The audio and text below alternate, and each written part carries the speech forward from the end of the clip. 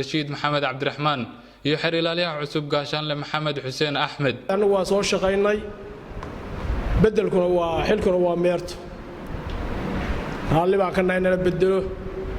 oo group kale anaga nala mid xilkaan ku wareejino si sharaf leh karaamo leh iyaga mid baan kula dardaarmaya waxyaalo badan oo caqabado idinka hor imanaya u dhabaradayga wax badan baad arkaysaan wax qaldan iyo wax saani wax meel dhexordayaba dhabaradayga baa la idinka rabaa iyo sabir badan insha Allah shaqadii kullee meel bay mareysay meesha ay mareysay in hore ugu sii qaadno ayaan ku rajaynahay waxaan ognahay in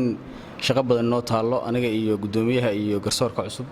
shaqadaas oo dad badan oo ku jira xabsiyada oo anaga cadaalad naga sugaya anigu ka xiriir ahaan waxaan ballan qaadayaa inaan qof walba waxa uu leeyahay aanu marino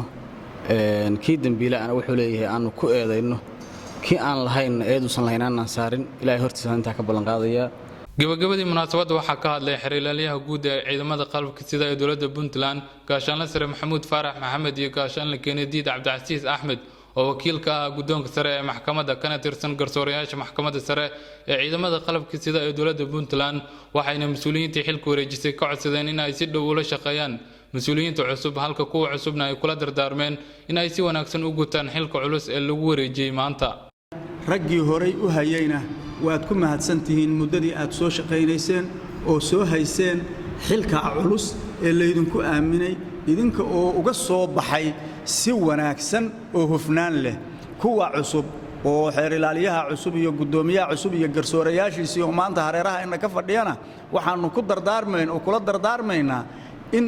ay iyaguna waajibaadkooda dastuuriga ee qanuuniga ah inay si sharciya u gutaan ilaahayna waxaanu uga baryaynaa in rabbi ku gacan qabto oo ilaahay ku asturo anigu ku hambalyeemayo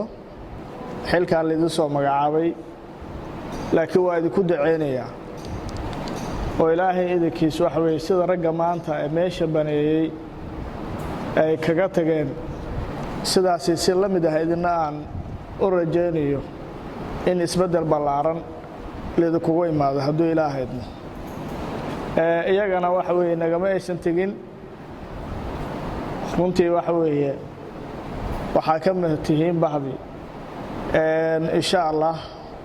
in iyagana wixii khibrad iyo waaya aragnimo iyo la tashi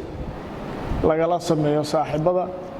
munaasabadda markay soo idlaatay kadib mas'uuliyiintan ayaa si wada jir ah u kormeeray xabsiga weyn ee magaalada Boosaaso oo ay ku xiran yihiin maxaabiis kala duwan waxayna u kurgaleen xaaladda ay ku sugan yihiin iyo baahiyaha ay qabaan